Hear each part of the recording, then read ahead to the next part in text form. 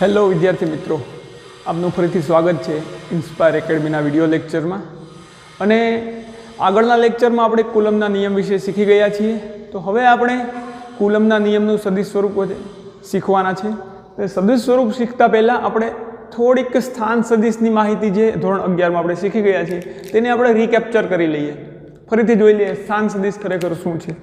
દાખલા તરીકે આપણી પાસે કોઈ બે કણ છે, જે આપણી પાસે કણ રેફરન્સ ફ્રેમમાં લઈએ આપણી પાસે એક સંદર્ભ બિંદુ તરીકે એક XY સમતલ લઈએ અને આ સમતલમાં બે કણ, એક કણ અહીંયા છે અને એક કણ અહીંયા છે. ધારો કે આ કણ આપણે ધારો કે Q1 વિદ્યુતભાર છે અને આ છે Q2 કણ લઈએ, અથવા આપણે અત્યારે વિદ્યુતભાર સમજવા છે તો બે વિદ્યુતભાર છે. હવે યામ સમતલની સાપેક્ષમાં Q1 નો સ્થાન સદિશ ધારો કે આપણી પાસે જે યામ સમતલ છે XY, આ Y કેરેટ, આ Y અક્ષ, X અક્ષ, Q1 નો ધારો કે સ્થાન સદિશ આ ઓ માય ગોડ સદિશ ત્રાસો શક્ય જ નથી. ધારો કે Q1 નો સ્થાન ધારો કે આપણી પાસે Q1 નો સ્થાન સદિશ આપણી પાસે બુદ્ધિ વાપરીએ થોડીક, અહીંયા Q1 છે ધારો કે, એટલે સદિશ દોરીને આપણે Q1 આ Q1 છે અને આ Q1 નો આ ઉદ્ગમ બિંદુ OO 0 0 0,0 એની સાપેક્ષમાં સ્થાન સદિશ ધારો કે R1 છે, R1 છે. હવે ઉદ્ગમ બિંદુ આપણે ઉદ્ગમ બિંદુ ધારો કે બીજો કોઈ વિદ્યુતભાર ક્યાંક છે જેનો સ્થાન સદિશ R2 છે. અહીંયા બીજો વિદ્યુતભાર લઈએ આપણે, બીજો વિદ્યુતભાર આપણી પાસે Q2 છે અને તેનો સ્થાન સદિશ R2 છે. આપણે કોઈ ઉદ્ગમ બિંદુ લીધું છે એનું સદિશ વિશે તમને માહિતી છે. હવે વિદ્યાર્થી મિત્રો, આ સદિશને આપણે આમ આ વડે દર્શાવીશું, આ સદિશને આ વડે દર્શાવીશું. સદિશ વડે આપણે દર્શાવી દઈએ, તીર મારવા પડે સદિશમાં, તમને ખબર છે. જો આ સદિશ વિશે વિસ્તૃત માહિતી જોઈતી હોય તો નીચે ડિસ્ક્રિપ્શન બોક્સમાં ધોરણ 11ના જે સમતલમાં ગતિ છે તેમાં સદિશની માહિતી આપેલી છે, તેમાં વિડીયો લેક્ચરની લિંક મૂકેલી હશે ડિસ્ક્રિપ્શન બોક્સમાં.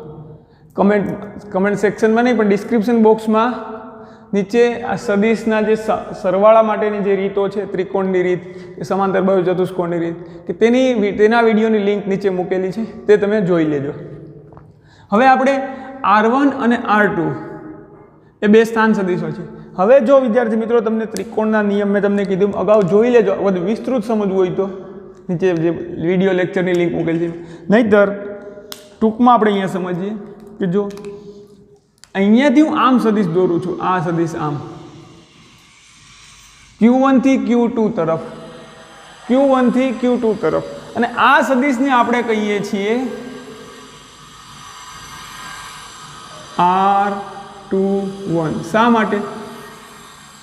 અહીંયા 1 થી આપણે 2 તરફ ગયા છીએ, પણ એ આ 1 ની સાપેક્ષમાં સદિશ R1 છે એની સાપેક્ષમાં R2 નું ડિસ્ટન્સ આટલું છે કે નહીં, 1 થી, જેની સાપેક્ષમાં, એનો મતલબ મારી સાપેક્ષમાં ફોનનું ડિસ્ટન્સ અહીંયાથી 2 મીટર છે, એનો મતલબ કે મારાથી ફોનનું અંતર 2 મીટર છે. તેવી જ રીતે આ R1 થી R2 તરફ જઈએ છીએ, એટલો મતલબ કે R2 નું અંતર, R એ R2 નું અંતર, બટ કોની સાપેક્ષમાં? તો કે R1 ની સાપેક્ષમાં. એનો મતલબ કે R1 થી R2 નું અંતર R21 જેટલું છે.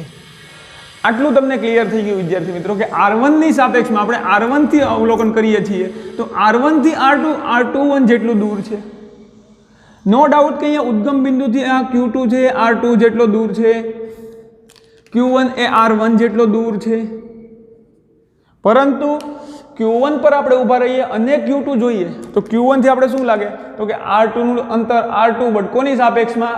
R1 ની સાપેક્ષમાં. 1 ની સાપેક્ષમાં R2 એટલે કે Q2 નું અંતર, પણ કોની? 1 ની સાપેક્ષમાં. એટલે કે જ્યારે Q2 થી આપણે જોઈએ છીએ તો Q1 થી આપણે ઊભા રહીએ તો Q2 આપણને R21 અંતરે લાગે છે. ઉલટું હવે આપણે Q2 પર ઊભા રહીએ તો શું થશે?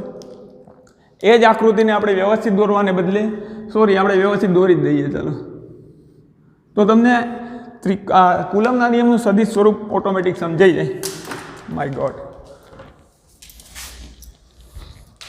હવે આપણી પાસે Q1 Q2 બંને છે, આપણું આ R1 આ R2 ઉપર છે, એ જ ભલે આકૃતિ થોડીક અલગ લાગે, R1 અને R2 છે આપણી પાસે, આ R1 સદિશ, આ Q1, આ R2 સદિશ, Q2 સદિશ, સોરી Q2 વિદ્યુત ભાર. હવે અહીંયા મેં Q1 થી Q2 તરફ, એટલે કે Q1 નું સ્થાન સદિશ R1 છે અને Q2 નો R2 છે, તો Q1 થી Q2 તરફ જઈએ છીએ, એનો મતલબ કે Q1 ઉપર આપણે ઊભા રહીએ અને Q2 કેટલું દેખાય, તો કે R21 જેટલા અંતરે. Q1 થી Q2 આપણને કેટલું દેખાશે, R21 જેટલા અંતરે. તો કે આ સદિશ Q2 નું અંતર પણ કોની સાપેક્ષમાં, તો Q1 ની સાપેક્ષમાં. એનો મતલબ આપણે Q1 થી જોઈએ છીએ. સિમિલરલી અહીંયા હું આ એક સદિશ દોરું છું, પણ આ ઓહો આ દિશામાં Q2 થી Q1 તરફ, તો એ અંતર આપણે કોનું માપ્યું છે, R1 નું. મતલબ કે Q1 કેટલા અંતરે છે, R1, તો આપણે કહીએ અંતર R1. પણ કોની સાપેક્ષમાં, આપણે Q2 થી જોઈએ છીએ, તો એને આપણે કહીશું R2 સદિશ R12. એનો મતલબ કે 2 ની R1 નું અંતર પણ ક્યાંથી, તો કે Q2 થી. આ R2 લખીએ એનો મતલબ કે 0 થી, ઉદ્ગમ બિંદુથી Q2 નું અંતર. બટ R12 લખીએ છીએ, તો એનો મતલબ આપણે ફરીથી આ સમજીએ કે જો R1 લખું છું, Q1 R1 અંતરે છે, એનો મતલબ કે Q1 એ ઉદ્ગમ બિંદુથી R1 અંતરે છે, Q2 R2 અંતરે છે, Q2 એ ઉદ્ગમ બિંદુથી R2 અંતરે છે. પરંતુ Q1 એ R12 અંતરે છે, એનો મતલબ કે આ R1 તો Q1 છે, એટલે આપણે અહીંયા 1 ડિનોટ કરીએ, કારણ કે Q2 હોત તો Q કરત, Q3 હોત તો Q3 R3 કરત. R1 અંતર, બટ ક્યાંથી, એનો મતલબ કે કોની સાપેક્ષમાં, તો કે Q2. તો 2 ની સાપેક્ષમાં 1 નું અંતર છે, તો R12 લખીએ. જેની સાપેક્ષમાં હોય એ પછી લખાય, અને જેનું અંતર છે એ આગળ, તો કે R1 નું અંતર પણ 2 ની સાપેક્ષમાં, અહીંયા 2 નું અંતર 1 ની સાપેક્ષમાં. તો હવે વિદ્યાર્થી મિત્રો, તમને આ બે વસ્તુનો જો ખ્યાલ આવી ગયો હોય, તો આપણે સમજી લઈએ કે ત્રિકોણ, આ કુલમનો સદિશ સ્વરૂપ આવડી ગયું. સિમ્પલ છે. અને ખાસ વસ્તુ નોંધ રાખીએ કે કુલમ્બના નિયમમાં, એ નોંધ હમણાં આગળ આપણે એક્સપ્લેનેશન થશે કે કુલમ્બના નિયમ સદિશ સ્વરૂપ માટે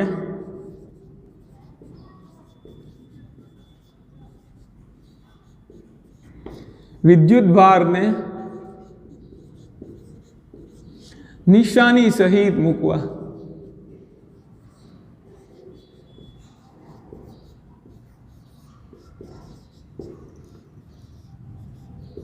સોરી, આપણે રેડ હાઇલાઇટ કરવું હોય તો અલગ પેનથી કરવું પડે. આ કુલમ્બના નિયમમાં સદિશ સ્વરૂપ માટે વિદ્યુત ભારને નિશાની સહિત મૂકવા. હવે બીજી વસ્તુ કે જો બંને R1 અને R2, આમાં ભલે તમને આકૃતિ અલગ અલગ દેખાય છે, પરંતુ બંને સેમ આકૃતિ છે, R1 અને Q1. ખાલી મેં અલગ R12 ને R2 અલગ દોરવા માટે આકૃતિ અલગ કરી.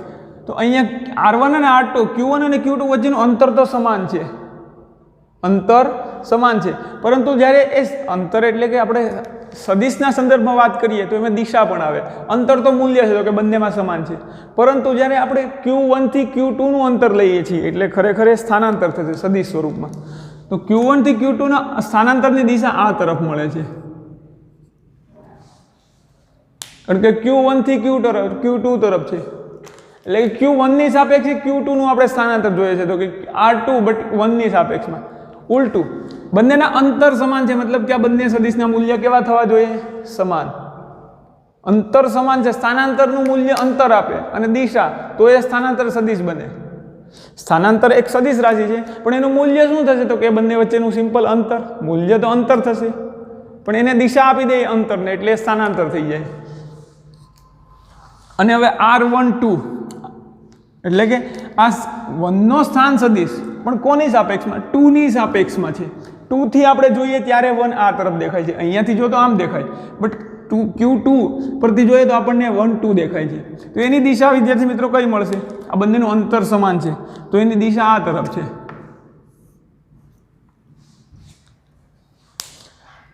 અને આપણે બ્લુ પેનથી લખતા જઈએ કે આ શું દર્શાવે, તો કે R21, આ શું દર્શાવે છે, R12. 1 ની સાપેક્ષમાં 2 નો સ્થાન સદિશ, 1 ઉપર છે તો નીચે તરફ આવશે 1 થી. 2 ની સાપેક્ષમાં 1 નો સ્થાન સદિશ એટલે કે 2 થી 1 તરફ.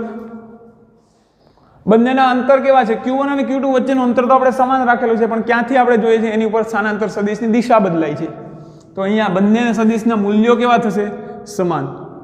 R12 બરાબર R21, કારણ કે બંને વચ્ચેનું અંતર તો બંનેમાં સમાન છે, આપણે બદલાવતા નથી, પણ ખાલી ઓબ્ઝર્વેશન Q1 પહેલા Q1 પરથી કરતા હતા, હવે Q2 પરથી કરીએ છીએ. તો આપણી પાસે બંનેના મૂલ્ય સમાન મળે છે. પરંતુ જો બંને સદિશ સમાન મૂલ્યના છે ને પરસ્પર વિરુદ્ધ દિશાના છે, તો આપણે શું લખી શકીએ? સદિશ R12 બરાબર માઇનસ સદિશ R21. આને ધન લઈએ તો આને ઋણ લેવું પડે, આને ધન લઈએ તો આને ઋણ લેવું પડે. જેને ધન લઈએ એના સિવાય એની બીજાની દિશાની વિરુદ્ધ આવશે. એક સદિશને ધન લઈએ તો બીજો એનાથી વિરુદ્ધ દિશામાં છે, ઋણ થશે. પરસ્પર વિરુદ્ધ દિશા દર્શાવવા માટે આપણી પાસે ઋણ નિશાની છે. આ પણ ખાસ યાદ રાખીએ. આ બે વસ્તુ તમને મગજમાં સ્ટ્રાઇક થઈ ગઈ, એનો મતલબ કે કુલમનો નિયમનું સદિશ સ્વરૂપ આવડી ગયું, બીજું કાંઈ છે નહીં. હવે આપણે કુલમના નિયમને તરફ જઈએ. આ થોડુંક રીકેપ્ચર હતું, પણ એ નિયમમાં ખાસ જરૂર પડે. કુલમના નિયમમાં આપણે જઈએ છીએ, એના માટે નવી આકૃતિ જોઈતી નથી. કુલમનો નિયમ શું આપે? તો કે બે સદિશો વચ્ચે લાગતું, આ બે વિદ્યુતભારો વચ્ચે લાગતું બળ. બટ હવે આપણને ખબર છે કે આ પણ એટલું લગાડશે, આ પણ એના પર આટલું બળ લગાડશે. ગુરુત્વાકર્ષણ બળની જેમ દરેક દળ એકબીજા પર, બીજા દળ પર ગુરુત્વાકર્ષણ બળ લગાડે છે, તેવી જ રીતે વિદ્યુતભાર, દરેક વિદ્યુતભાર એકબીજા વિદ્યુતભાર પર બળ લગાડે છે, તેને વિદ્યુત બળ કહીશું. અને ન્યૂટનના ત્રીજા નિયમની જેમ આ વિદ્યુતભાર જેટલો આના પર બળ લગાડશે એટલો જ આ વિદ્યુતભાર આના પર બળ લગાડશે, પરંતુ બંને બળની દિશા કેવી હશે? પરસ્પર વિરુદ્ધ. તો અહીંયા આપણે સદિશ સ્વરૂપમાં જોવું પડે કે આપણે કયા વિદ્યુતભારને કારણે કોના પર લાગતું બળ જોઈએ છે. કયા વિદ્યુતભારને કારણે કોના પર લાગતું બળ જોઈએ છે. સૌથી પહેલા આપણે Q1 ને લીધે Q2 પર લાગતું બળ જોઈએ. Q1 ને લીધે Q2 પર લાગતું બળ. સૌપ્રથમ કુલમના નિયમના સદિશ સ્વરૂપમાં સૌપ્રથમ આ તમને સમજાઈ ગયું. હવે આપણે જોઈએ Q1 ને લીધે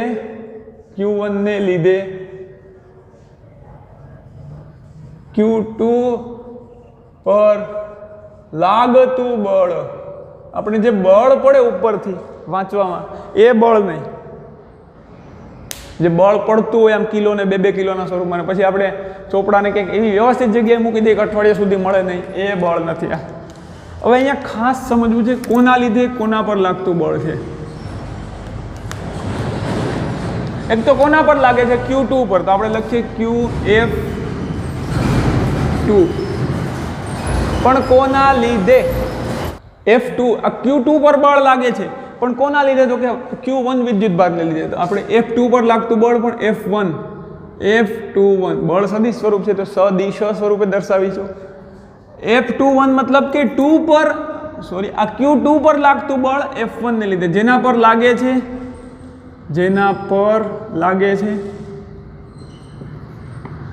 આ શું દર્શાવે છે? 1.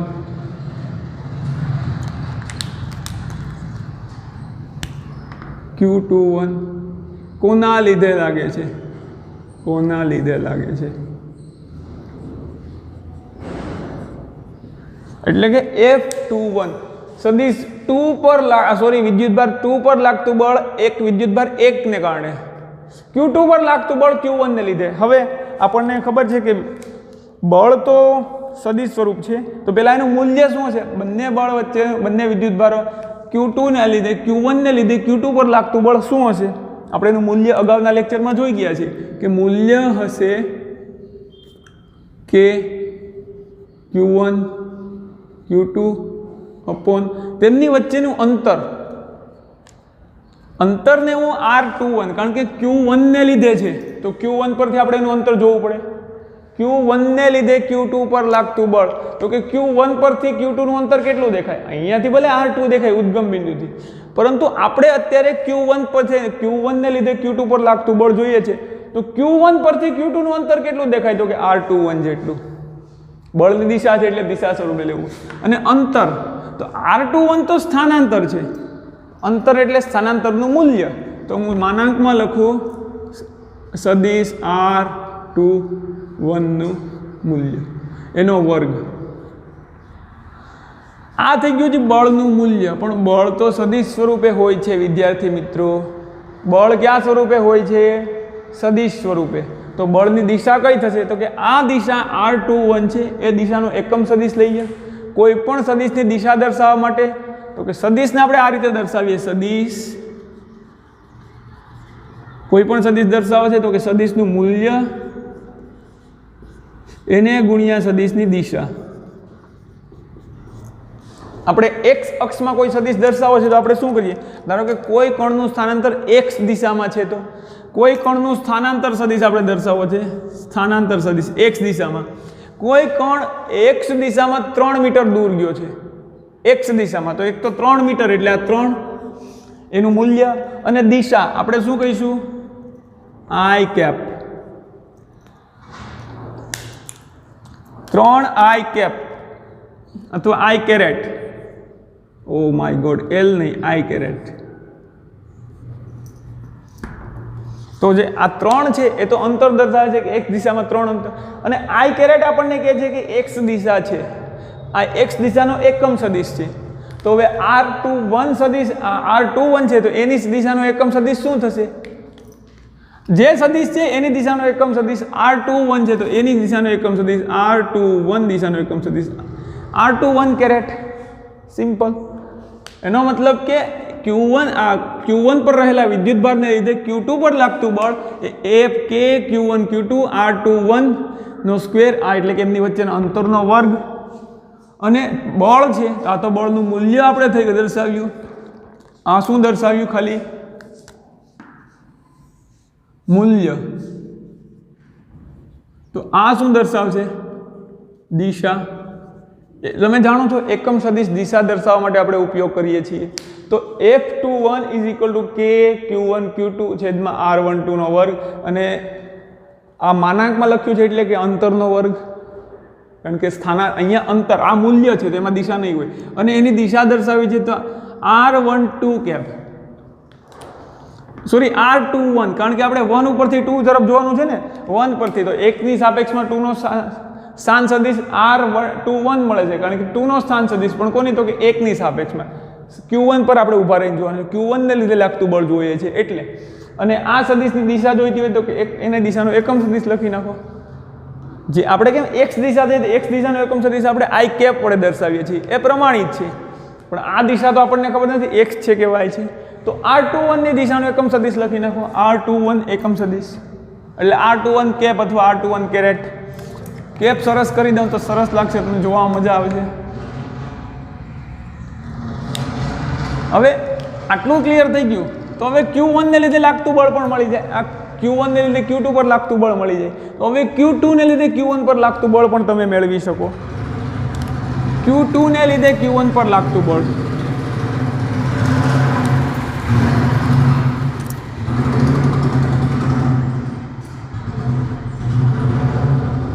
Q2 ને લીધે Q1 પર લાગતું બળ. Q2 ને લીધે Q1 પર લાગતું બળ. એક તો કોના પર લાગે છે? પહેલા શું સદિશ F કે આપણે લખીએ બળનો. કોના પર બળ લાગે છે? તો કે Q1 પર. તો F1 કોના લીધે? 2 ને લીધે F12. એનું મૂલ્ય શું થશે? K Q1 Q2 છેદમાં 1 પર લાગે છે બળ પણ 2 ને લીધે, તો હવે આપણે 2 પર ઊભી અને 1 જોવાનો છે. તો બેની Q2 પર છે એની સાપેક્ષમાં આનો સ્થાન સદિશ શું થશે? એટલે એનું અંતર શું થશે? R12. Q1 નું અંતર બળ કોની સાપેક્ષમાં? 2 ની સાપેક્ષમાં. તો આપણે લખીશું, પણ એનું મૂલ્યનો વર્ગ જોઈએ છે આપણે, તો R12 સદિશ એનું મૂલ્ય ને એનો વર્ગ K Q1 Q2 છેદમાં વર્ગ. હવે આ તો એનું મૂલ્ય થઈ ગયું, તમને ખબર છે. આ શું દર્શાવે છે? મૂલ્ય. એની દિશા દર્શાવી હશે તો એ દિશા દર્શાવવા માટે સિમ્પલ છે. R12 ની દિશાનો એકમ સદિશ લઈ લો, તો R12 દિશા આ તરફ છે તો એની દિશાનો એકમ સદિશ એટલે R12 કેપ. R12 કેપ આ થઈ ગઈ. દિશા બદલો, દશા બદલો, એવી થઈ ગઈ. આ દિશા બદલાઈ ગઈ. Q1 થી Q2 પર આવે તો આપણે આ દિશા દર્શાવે છે. હવે આ તો સદિશ સ્વરૂપ કુલમના નિયમનું આટલું જ હતું, આમાં કાંઈ નવું છે નહીં. પણ હવે આ R12 ને R21 આ તો એમને એમ થઈ ગયું, પણ હવે આ ત્રિકોણના નિયમની સાપેક્ષમાં આપણે જોઈએ તો શું લખી શકીએ? ત્રિકોણના નિયમમાં આપણે જોઈએ છે. સરસ. ત્રિકોણનો નિયમ આપણે થોડોક રિવાઇઝ કરી લઈએ. કુલમના નિયમનું સદિશ સ્વરૂપ હજુ આમાં થોડુંક વિસ્તૃત કરશું આપણે R12 ને R21 ની કિંમત મૂકીને, પણ પહેલાં એ સમજી લઈએ R12 અને R21 શું છે. ત્રિકોણનો નિયમ શું કહે છે આપણને ધોરણ 11માં ભણી ગયા કે એક સદિશ A, બીજો સદિશ B કોઈક આવો છે, સદિશ B. તો સદિશ A વત્તા B કરવું છે તો શું કરીશું? સદિશ A વત્તા B કરવું છે તો કે પ્રથમ સદિશને જોડો, આ પૂછ કહેવાય, આ શીર્ષ કહેવાય. પછી બીજા સદિશને પ્રથમ સદિશ પર એ રીતે મૂકો કે બીજા સદિશનું પૂછ પ્રથમ સદિશના શીર્ષ પર આવે, એટલે કે બીજા સદિશની પૂંછડી બીની પૂંછડી પ્રથમ સદિશ એના માથા પર આવે. પૂંછડીથી માથું જોડતા જાઓ દરેક સદિશનું, અને એનો પરિણામી સદિશ A વત્તા B શું મળશે આપણને? કે પ્રથમ સદિશના પૂંછને અંતિમ સદિશના મસ્તક તરફ જોડો, એનો પરિણામી સદિશ પ્રથમ સદિશના પૂંછને અંતિમ સદિશના મસ્તક તરફ જોડો. એટલે આ જોડી દીધું. અને એની દિશા શું થશે? પરિણામી સદિશની દિશા તો કે પ્રથમ સદિશના પૂંછથી અંતિમ સદિશના મસ્તક તરફ. આ મસ્તક હતું અંતિમ સદિશ, અને અહીંયા સુધી જોડી દેવાનું. તમને દેખાય ચોખ્ખું એટલા માટે અહીંયા ગ્રીન મેં અહીંયા કરી દીધું, ખરેખર ગ્રીન અહીંયા કરવું પડે. આ બંને બિંદુને જોડી દેવાના. અને A વત્તા B ની દિશા શું થશે? આ તરફની હશે ને, જો ગ્રીનથી મેં દર્શાવ્યું હતું કે A સદિશ A વત્તા સદિશ B. એનો મતલબ કે જો સદિશ A વત્તા B ને હું સદિશ R લખી નાખું, બરાબર, જો સદિશ R મળતો હોય તો આપણે આમ લખી શકીએ સદિશ A વત્તા સદિશ B બરાબર સદિશ R. એનો મતલબ કે જે દિશામાં સદિશો લખેલા છે, જે દિશામાં આપણે આગળ વધીએ એ દિશા બંનેનો સરવાળો, અને એની વિરુદ્ધ દિશામાં જે તીર થાય છે એનો પરિણામી સદિશ હશે. આ એક જ દિશામાં બંને સદિશ અહીંયાથી આમ અહીંયાથી આમ, તો A વત્તા B બરાબર એની વિરુદ્ધ દિશામાં જે સદિશ મળે છે એ આ બંનેનો પરિણામી સદિશ હશે. તો અહીંયા એ જ વસ્તુને જો આપણે લાગુ કરીએ અહીંયા તો શું મળે? એક તો જો R1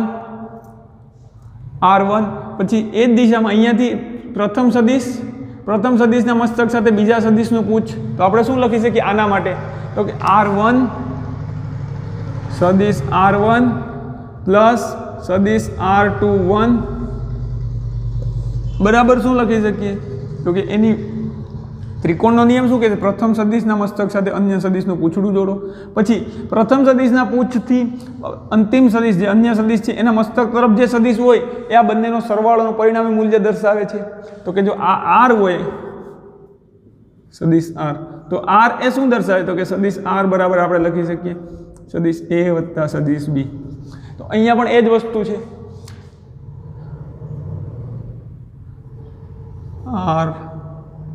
R21 એ ખાલી અહીંયા કચરો ભેગો ન થઈ જાય એટલા માટે અહીંયા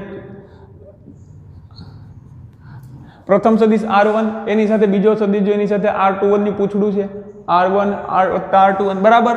તો કે પ્રથમ સદિશના પૂંછથી અંતિમ સદિશના મસ્તક તરફ દોરેલો છે એ આ બંનેનો સરવાળો હશે, તો આપણે લખી શકીશું R2. હવે આપણે R21 જોઈએ તો R21 ને એકલો કરીએ તો R1 આ બાજુ આવી જાય, R21 બરાબર સદિશ R2 માઇનસ R1 આ બાજુ આવી જશે. તો R21 બરાબર આપણે શું લખી શકીએ? R21 બરાબર R2 માઇનસ R1.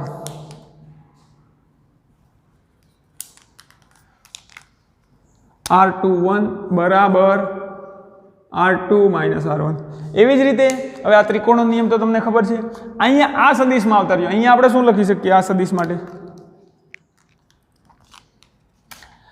એક તો જો ક્યાં દિશામાં આ જો R1 વત્તા R12 નહીં લખી શકીએ, કારણ કે પ્રથમ સદિશ સાથે અન્ય સદિશનું પૂછ નથી, આનું મસ્તક જોડે છે, તો આપણે આ દિશામાં આગળ વધીએ. R2 પ્રથમ સદિશ એની સાથે બીજા સદિશ R12 ની પૂંછડી પ્રથમ સદિશના મસ્તક સાથે બીજા સદિશની પૂંછડી, તો આપણે લખી શકીએ R2 વત્તા R12 બરાબર પ્રથમ સદિશના મસ્તક સાથે બીજા સદિશની પૂંછડી અને પ્રથમ સદિશના પૂંછથી બીજા સદિશના મસ્તક તરફ જે સદિશ દોરેલો હશે એ આ બંનેનો સરવાળો દર્શાવશે, તો આપણે લખી શકીએ બરાબર R1. હવે આની ઉપરથી આપણે R21 ને સૂત્રનો કરતા બનાવીએ તો સોરી R12 ને સદિશ R12 બરાબર, તો કે સદિશ આ R2 આ બાજુ આવી જાય, R1 માઇનસ R2 આવશે એટલે આ બાજુ R1 માઇનસ R2.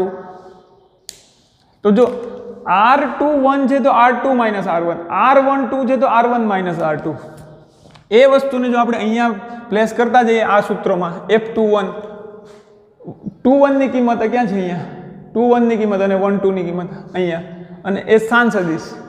તો સિમ્પલ છે કે એ સૂત્રને આપણે અહીંયા કિંમત કરતા જઈએ તો પણ આવડી જાય. અને બીજી વસ્તુ આપણે આ કિંમત તો અહીંયા મૂકીશું જ. એટલે હવે હું અહીંયા આ બંને સમીકરણોને હું ચોખ્ખા લખી દઉં. એક તો આ અને બીજું આપણી પાસે આ છે. આ 1 અહીંયા છે, આપણે અહીંયા જરૂર છે. તો હું લખી દઉં છું કે એક તો જો R21 સદિશ R21 બરાબર સદિશ R2 માઇનસ સદિશ R1 અને સદિશ R12 બરાબર સદિશ R1 માઇનસ સદિશ R2. ધોરણ 11 માં આ બધું આપણે શીખી ગયા છીએ. આ એટલા માટે કે અહીંયા મારે હમણાં પ્લેસ કરવાના થશે. અને બીજી વસ્તુ એકમ સદિશ બરાબર શું લખી શકીએ આપણે? એકમ સદિશ બરાબર શું લખી શકીએ? અહીંયાથી જો એકમ સદિશ છે આ એટલે કે દિશા એ ખરેખર શું દર્શાવતો કે એકમ સદિશ. દિશા દર્શાવવા માટે આપણે એકમ સદિશ ઉપયોગ કરીએ. એકમ સદિશને સૂત્રનો કરતા બનાવીએ તો શું લખી શકીએ? સદિશ અને મૂલ્યને એના છેદમાં જવા દઈએ. અહીંયા આપણે લખીએ, થોડુંક વધારાનું છે એટલે હું અહીંયા સાઈડમાં લખું. આ ટૂંકમાં કુલમના નિયમમાં લખવાનું ન થાય, આપણે સમજવા માટે છે. તો એકમ સદિશ બરાબર સદિશ અને તેના છેદમાં મૂલ્ય. જેમ કે આપણે એકમ સદિશ એ છે, કોઈ સદિશ એ છે, તેનું મૂલ્ય માનાંકમાં એ છે અને તેની દિશાનો એકમ સદિશ એ કેફ હોય તો એને આપણે એ રીતે દર્શાવીએ તો કે એકમ સદિશ એ કેફ બરાબર સદિશ કયો છે તો કે સદિશ એ, તેના છેદમાં તેનું મૂલ્ય સદિશ એ નું મૂલ્ય. એકમ સદિશ બરાબર આવું લખી શકીએ આપણે. એકમ સદિશ બરાબર આવું લખી શકીએ. તો હવે જો R21 છે એની જગ્યાએ આપણે આ એકમ સદિશની જગ્યાએ સદિશ સ્વરૂપમાં લખવાનું થશે તો શું થશે? તેની જગ્યાએ આપણે જો સદિશ સ્વરૂપે લખવું છે તો આની જગ્યાએ આપણે લખવું પડશે સદિશ આ R21 નું, ત્યાં ગઈ બ્લેક. આને જ આપણે આગળ વધારીએ છીએ. F સદિશ 21 બરાબર કે Q1 Q2 છેદમાં R21 સદિશનું મૂલ્યનો વર્ગ. અને R21 સદિશ એકમ સદિશ છે તો શું લખવું પડે? R21 સદિશ છેદમાં R21 નું મૂલ્ય. એકમ સદિશ બરાબર તો કે તે સદિશ અને તે સદિશનું મૂલ્ય.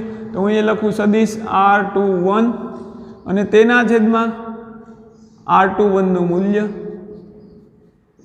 કે કારણ સદિશ R21 એકમ સદિશ બરાબર શું લખી શકીએ? R21 સદિશ છેદમાં R21 નું મૂલ્ય. આવું લખી શકીએ. આખું છે. હવે અહીંયા શું મળશે? R21 અને અહીંયા જો આને આપણે વધારે થોડુંક સાદુરૂપ આપીએ તો આપણને મળશે F21 સદિશ બરાબર કે Q1 Q2 અપોન R21 એક વખત બે વખત છે ને અહીંયા જોઈને પાછું એક વખત. આ બંને મૂલ્ય છે. 2 ઘાત અને અહીંયા હજુ એક તો 3 ઘાત થઈ જશે. R21 સદિશ એની 3 ઘાત અને અહીંયા કયો સદિશ લખીશું? R21 સદિશ F21. એ જ રીતે જો આનું મારે F12 ને એ રીતે દર્શાવવું હોય તો સદિશ બળનું F12 એટલે કે 2 ને લીધે Q1 ને 21 છે ને, સોરી 12 છે. Q2 ને લીધે Q1 પર લાગતું બળ બરાબર આ K તો આવશે Q1 Q2 અપોન R12 એનો વર્ગ. અને જે R12 સદિશ છે તેની જગ્યાએ સદિશ R12 એકમ સદિશ છે તેની જગ્યાએ સદિશ R12 છેદમાં R12 નું મૂલ્ય. આનું સાદુરૂપ આપીએ એટલે આપણે લખી શકીએ F12 બરાબર કે Q1 Q2 છેદમાં R12 ની 2 ઘાત હજુ એક વખત R12 એટલે R12 ની 3 ઘાત અને ઉપર વધશે સદિશ R12. આ થઈ ગયું કુલમના નિયમનું સિમ્પલ સદિશ સ્વરૂપ. આ બંને હજુ હવે આપણે R12 ની જગ્યાએ જો આવું કાંઈ આ પ્લેસ કરીએ તો આપણને શું મળશે 21 ની જગ્યાએ આ R21 ની કિંમત મૂકી દઈએ અને 12 ની જગ્યાએ 12 ની કિંમત મૂકી દઈએ તો આને હું હજી આગળ વધારું તો આપણે લખી શકીએ અહીંયા F21 બરાબર K Q1 અહીંયા પણ આપણે કારણ લખવું પડે અહીંયા કે જ્યાં સદિશ એકમ સદિશ R12 બરાબર સદિશ R12 છેદમાં R12 નું મૂલ્ય એકમ સદિશ બરાબર તો કે સદિશના છેદમાં સદિશનું મૂલ્ય K Q1 Q2 છેદમાં R21 ની જગ્યાએ હું શું લખીશ R2 માઇનસ R1 સદિશ એનું મૂલ્ય છે તો મારે R2 R1 તો સદિશ સ્વરૂપ છે એનું મૂલ્ય જોઈતું હોય તો માનાંકમાં મૂકી દેવાનું કોઈ પણ સદિશનું મૂલ્ય એટલે એને માનાંક કરો એટલે એનું મૂલ્ય દર્શાવે અને એની 3 ઘાત અને આ R21 છે તો સદિશ R21 બરાબર શું લખી શકું R2 R1 કૌંસમાં R2 સદિશ માઇનસ સદિશ R1 એ જ રીતે આ નિયમને આપણે અહીંયા આપણે R12 ની કિંમત પ્લેસ કરતા જઈએ વેલ્યુ મૂકીએ F12 બેને લીધે એક પર લાગતું બળ બરાબર K Q1 Q2 12 ને લીધે R12 બરાબર શું લખી શકીએ R12 નું મૂલ્ય એટલે R1 R2 સદિશ R1 સદિશ R2 ના મૂલ્યનો ઘન અને એની સાથે R12 બરાબર લખીએ આપણે સદિશ R12 તો સદિશ R1 સદિશ R2 તો હવે કુલમના નિયમનું સદિશ સ્વરૂપ તમને સંપૂર્ણપણે સમજાઈ ગયું હશે હવે આ સદિશમાં આપણે ધારો કે હવે આપણને હવે તો ખબર પડી ગઈ કે Q1 ને લીધે Q2 પર બળ જોઈએ છે તો Q1 પરથી આપણે Q2 પર સ્થાન સદિશ દોરવો પડે એટલે Q1 થી Q2 પર કારણ કે Q1 ને લીધે Q2 પર જોઈએ છે હવે જો બંને વિદ્યુતભારો ધન હશે અથવા તો આપણે હવે આ નિશાની સહિત મૂકવા એનો મતલબ મિનિંગ સમજાવવું તમને એ ખબર પડી કે બળને સદિશ સ્વરૂપે ક્યાં કોના પર લાગતું બળ કોને લીધે જોઈએ છે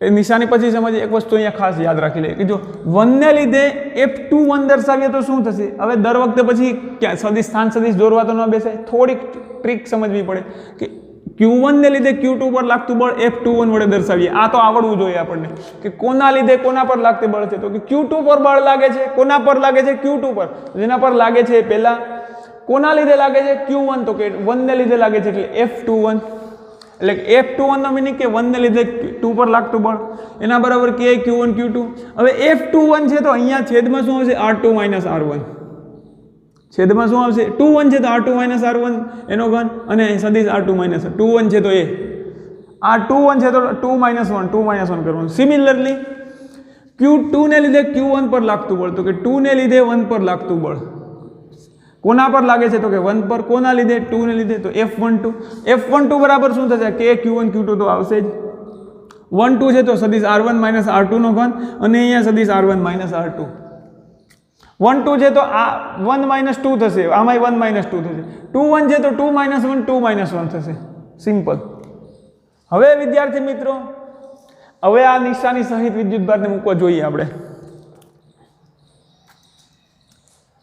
આ સૂત્રમાં સમજી શકીએ ને એ વસ્તુને આપણે કોઈ પણ સૂત્ર આ સૂત્ર લઈએ તો આમાંય સમજાઈ જાય હવે માનો કે Q1 અને Q2 આપણે અહીંયા ધન લીધા હતા બંને તો કે Q1 ને કારણે Q2 પર આમ બળ લાગે Q2 ને લીધે Q1 પર આમ બળ લાગે ધારો કે Q1 ધન છે Q1 બે ધના ધન છે પણ Q2 તો ઋણ છે Q2 શું છે ઋણ છે Q1 ધન છે પરંતુ Q2 ઋણ છે તો આપણે શું આ બળ કઈ દિશામાં લાગશે આ દિશામાં લાગશે કે નહીં આ તો આપણે R21 પણ બળ ખરેખર કઈ દિશામાં લાગશે આ દિશામાં બળની દિશા થઈ જશે બ્લુ માર્કર નહીં રેડ માર્કરથી હું દોરું છું આ થશે બળની દિશા F Q1 ને લીધે Q2 પર તો કે F21 Q2 પર આ Q1 ને લીધે Q2 પર આ દિશામાં બળ લાગશે Q1 Q2 પર આ દિશામાં બળ લગાડશે F21 કારણ કે Q2 પર લાગે છે જેના પર બળ લાગે છે F2 કોના લીધે 1 ને લીધે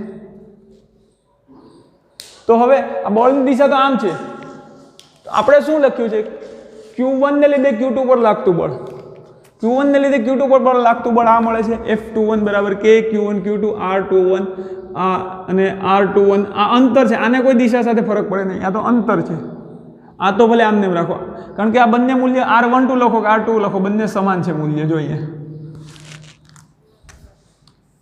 મૂલ્યો તો સમાન છે એટલે આ સદિશ R12 નું મૂલ્ય અથવા સદિશ R12 નું મૂલ્ય બંને સમાન છે। હવે Q1 ધન છે Q2 ઋણ છે, આપણે તો આપણે જે સૂત્ર લખ્યું એકને લીધે Q1 ને લીધે Q2 પર લાગતું બળ એ શું મળે કે Q1 Q2 અને R21 નો ઘન અને છેદમાં સદિશ R21, આ બળ એ સદિશ R21 ની દિશામાં છે, તો R21 ની દિશા તો આ તરફ છે, 21 ની દિશા તો Q1 થી Q2 તરફ છે ને, પરંતુ જો આ ઋણ હશે તો આપણને ખબર છે કે બળ આ દિશામાં લાગશે, કારણ કે આકર્ષણ લાગશે, Q1 એ આકર્ષણ કરશે, Q1 એ Q2 પર આ દિશામાં બળ લગાડશે। પણ મેં તમને કીધું એમ કે વિદ્યુત ભારોને સદિશ સ્વરૂપ માટે વિદ્યુત ભાર નિશાની સહિત મૂકવા, તો અહીંયા Q1 શું લખવું પડશે ધન, એટલે Q1 તો બરાબર હતું, Q1 ને તો આપણે કાંઈ કહેવું નથી કે તમે બરાબર છો તમારી રીતે, પણ Q2 ને મારે શું લખવું પડશે Q2 ખરું, ઓ માય ગોડ Q2 ને મારે શું લખવું પડે ઋણ, Q2 ને મારે ઋણ લખવું પડે કારણ કે ઋણ વિદ્યુતભાર છે। હવે જો આનું સાદરૂપ આપું થોડુંક અહીંયા, તો એનું સાદરૂપ અહીંયા હું આપું છું, અહીંયા ટીચક્યુ થઈને હું લખીશ F21 K Q1 Q2, હવે માઇનસની નિશાની હું અહીંયા મૂકું છેદમાં R21 નો ક્યુબ સદિશ અને અહીંયા સદિશ છે R21, પણ આ માઇનસ શું કરે છે તો કે માઇનસ એ આખા પદની નિશાની જોડ દર્શાવે છે। હવે માઇનસ નિશાની અહીંયા આપી દઈએ, કોઈને પણ આપીએ માઇનસ નિશાની ચાલે, F21 બરાબર K Q1 Q2 છેદમાં R21 નો ઘન, હવે માઇનસ નિશાની હું અહીંયા અંદર આપું છું R21 સદિશ અને માઇનસની નિશાની આપણે એને આપી દઈએ કે તમે માઇનસ આ માઇનસ છે જે Q1 માઇનસ હતું એને આગળ લીધી એ માઇનસને અહીંયા આપણે આપી દઈએ, તો માઇનસ R21 છે। જો વિદ્યાર્થી મિત્રો તમે આ માઇનસની નિશાની વિદ્યુતભારને ઋણ સહિત મૂકશો અને આ દિશાની સહિત મૂકશો એટલે કે આ માઇનસની નિશાની શું કરે છે એ માઇનસની નિશાની ખાલી દિશા દર્શાવે છે, માઇનસ ઋણ નિશાની આપણે સદિશોમાં શા માટે દઈએ દિશા દર્શાવવા માટે, તો R21 છે આ અહીંયા ઋણ ખરેખર ઋણ R21 થઈ ગયું, R21 આ દિશામાં હોય તો ઋણ R21 કઈ દિશામાં હોય આ દિશામાં, આ R21 છે તો એની આ દિશા R12 ને આપણે શું લખી શકીએ ઋણ R21, કારણ કે અને આપણે થોડી કલરફુલ કરીએ ઋણ R21,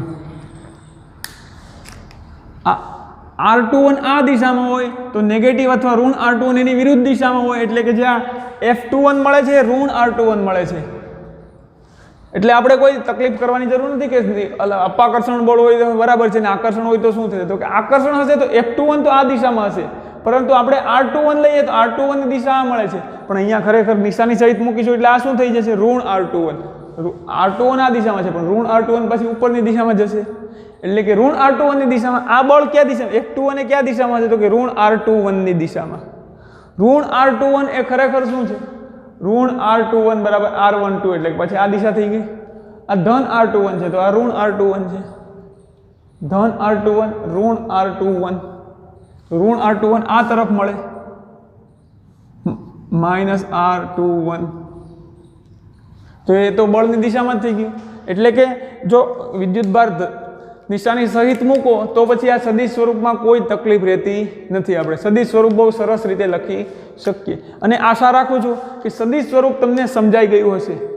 ખાસ યાદ રાખવાની F21 છે તો R2 માઇનસ R1 નો ઘન, શા માટે અહીંયા અંતરનો ઘન આવે છે સદિશ સ્વરૂપમાં, કારણ કે અહીંયા દિશા દર્શાવવા માટે આપણે સદિશને એકમ સદિશને આ રીતે આપણે દર્શાવવું પડે એટલે ઘન આવે છે, નહીંતર તમે કીધો સાહેબ અંતરનો તો વર્ગ આવે કુલમના નિયમમાં, પણ અહીંયા કેમ ઘન છે તો કે સદિશ સ્વરૂપે દર્શાવવા માટે પહેલાં એકમ સદિશને આપણે દર્શાવીએ, તો એકમ સદિશ બરાબર સદિશના છેદમાં સદિશનું મૂલ્ય આ રીતે લખવું પડે, તો આ થઈ ગયો આપણો કુલમનો નિયમ સદિશ સ્વરૂપે। બીજું કાંઈ જ આમાં કરવાનું છે નહીં. કુલમના નિયમનું સદિશ સ્વરૂપ આપણે અહીંયા મળી ગયું. બહુ સરસ રીતે આપણે ભણી ગયા છીએ. અને ખાસ યાદ રાખવાનું છે કે આ બધું ખરેખર આ તમને થોડું ઘણું વિસ્તૃત આ છે, આ વસ્તુ સમજવાની છે. ત્રિકોણનો નિયમ ધોરણ 11નું હતું, થોડું ઘણું ભૂલાઈ ગયું હોય તો થોડુંક બ્રશ કરીએ એટલે ચમક આવી જાય, એટલે વ્યવસ્થિત સમજાઈ જાય. તો વ્યવસ્થિત રીતે જો તમે આ રીતે યાદ રાખો તો કુલમના નિયમનું સદિશ સ્વરૂપ આપણને વ્યવસ્થિત રીતે પ્રશ્નમાં લખી પણ શકીએ, પરીક્ષામાં પૂછાય તો. અહીંયા કુલમના નિયમમાં એક વસ્તુ ખાસ યાદ રાખવાની છે કે આપણે જો સજાતીય વિદ્યુતભાર હતા પહેલાં સમીકરણ સમજ્યા, પછી આ વિજાતીય ધન અને ઋણ લીધું, તો વિજાતીય વિદ્યુતભાર માટે આપણે અલગ સમીકરણ નથી બનાવવું પડતું, પરંતુ એ જ સમીકરણમાં નિશાની સહિત મૂકવું એટલે આપણને એ જ વસ્તુ મળી જાય છે. અને ખાસ વસ્તુ નોંધીએ કે જો F12 સૂત્ર પરથી આપણે સમજીએ, આ સૂત્ર ક્યાં આપણે આ જોઈએ, આ સૂત્ર અને આ સૂત્ર નિશાની મૂકી વાંધો નહીં, નિશાની મૂકો તો કંઈ ફરક પડે નહીં. આ સમીકરણ એનું આ નિશાની સહિત અહીંયા મળે છે ને આપણે આ સમીકરણ અને આ સમીકરણમાં કંઈ બંને આ શું છે 1 2 પર લાગતું બળ છે, ને આ છે 2 ને લીધે 1 પર લાગતું બળ, આ 1 ને લીધે 2 પર લાગતું બળ. આ સમીકરણમાં જો k q1 q2 r12 લખો કે r21 લખો એ અંતર છે, તો મૂલ્યનો ઘન બંને આ સેમ થશે કારણ કે જો બંનેના મૂલ્ય સમાન છે. હવે r12 છે તો અહીંયા સદિશ -2 અહીંયા શું છે -21 સદિશ. હવે માઇનસ સદિશ 21 ખરેખર શું છે? માઇનસ સદિશ 21. આ 21 સદિશ તો એનું ઋણ સદિશ 21 એટલે r12 લખાય ને, કારણ કે જો માઇનસ સદિશ 21 બરાબર r12, અહીંયા હું લખી શકું r12 F21 સદિશ બરાબર k q1 q2. હવે આ સદિશમાં આપણે બંને ધન લીધા છે તો પેલા આ માઇનસ રહેવા દઈએ, આપણે ધનનું સ્વરૂપ લખીએ તો સરસ વધારે સમજાશે. આ સમીકરણ તો આપણે બંને સદિશ ધન માટે લીધે છે ને બંને વિદ્યુતભારો, તો માઇનસ રહેવા દઉં છું લખવાનું. હવે આપણે આમાં જોઈએ કે r21 બરાબર અહીંયા શું લખી શકીએ આપણે? r21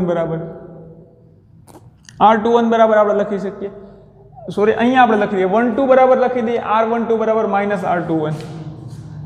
આ સમીકરણને હું ફરીથી લખું છું F12 સદિશ બરાબર k q1 q2 છેદમાં r12 નું મૂલ્યનો ઘન. એની જગ્યાએ r12 ની જગ્યાએ હું શું લખું છું? 12 ની જગ્યાએ -r21. અને આપણે નીચે અહીંયા નીચે લખીશું તો F21 k q1 q2 -r21 r12. હવે હું માઇનસની નિશાની બહાર કાઢી લઉં તો F12 બરાબર માઇનસ k q1 q2 છેદમાં r12 એનો ઘન, અને અહીંયા હું લખું છું r21. F12 છે અને k q1 q2 માઇનસને આપણે ઘડીક મગજમાંથી સાઈડમાં રહેવા દઈએ. k q1 q2 r12 લખો કે r2, આ તો અંતર બંનેના સમાન છે એટલે આ ફરક ન પડે, અને r21 તો એ r21 આના માટે મળે છે. હવે આપણે બંને સદિશ અહીંયા પણ ધન માટે છે તો અહીંયા આપણે આ ઘડીક નિશાની રહેવા દઈએ કારણ કે આને ધન રાખી દઈએ બંને વિદ્યુતભારનો. આ તો આપણે ધન માટે લીધું હતું તો આમાં પણ બંને વિદ્યુતભાર ધન લેવા પડે. તો F21 બરાબર k q1 q2 r21 અથવા r12 નો ક્યુબ, એ ફરક ન પડે પણ r21.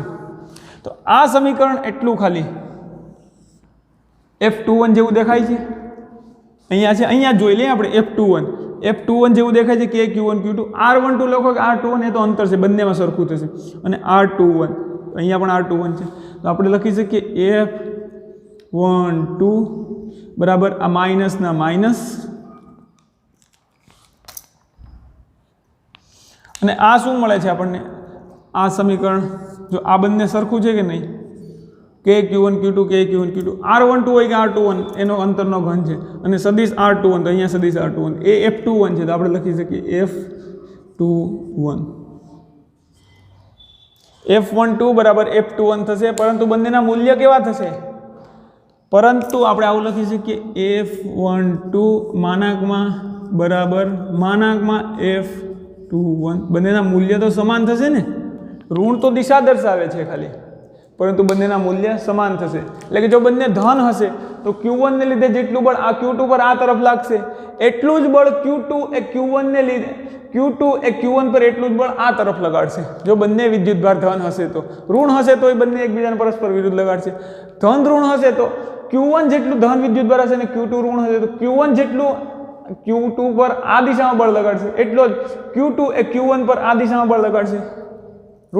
ધન ઋણ હશે તો બંને પણ એકબીજાની પરસ્પર વિરુદ્ધ દિશામાં સમાન બળ લગાડશે. ન્યૂટનના બળનો ત્રીજો નિયમ છે બળ અને પ્રતિબળ આઘાત અને પ્રત્યાઘાત સમાન મૂલ્યના અને વિરુદ્ધ દિશાના હોય છે. એના જેવું ઓકે Q1 એ Q2 પર જેટલું બળ લગાડશે એટલું જ Q2 એ Q2 પર બળ લગાડશે. હા એ જ દર્શાવે છે કારણ કે નિશાની કોઈ ફરક નથી પડતી ધન હોય કે ઋણ હોય, સજાતી વિદ્યુતભાર હોય, વિજાતી હોય કે ગમે Q1 ઋણ હોય ને Q2 ધન હોય તો પણ એનું સમીકરણ આપણે આ જ લખી શકીએ. આ તો મેં તમને અલગથી દર્શાવવા માટે કીધું કે Q1 ને લીધે અને Q2 ને લીધે. હવે આમાં જ મેં તમને કેમ કીધું કે Q2 ઋણ હોય તો ઋણ મૂકો તો એ ખરેખર આપણને શું મળી જાય R21 ને બદલે R12 મળી જાય કારણ કે ઋણ R21 થઈ જાય. R21 આ દિશામાં છે તો ઋણ R21 પેલી દિશામાં એટલે આ બળની દિશા સૂત્રથી યોગ્ય જ મળે પણ તેમાં આપણને વિદ્યુતભારને નિશાની સહિત મૂકવા પડે. હવે આ સદિશ વિશે તમારે જો વિસ્તૃત ખ્યાલ મેળવવો હોય તો નીચે ડિસ્ક્રિપ્શન બોક્સમાં આપણે લિંક મૂકી દઈશું સદિશના વિડીયોની. જે ધોરણ 11માં આપણે સમતલમાં ગતિમાં શીખ્યા હતા તેના વિશે આપણે થોડો ઘણો રિકેપ્ચર કરી લેવું. તો અહીંયા આપણે કુલમના નિયમનું સદિશ સ્વરૂપ જોઈ ગયા છીએ.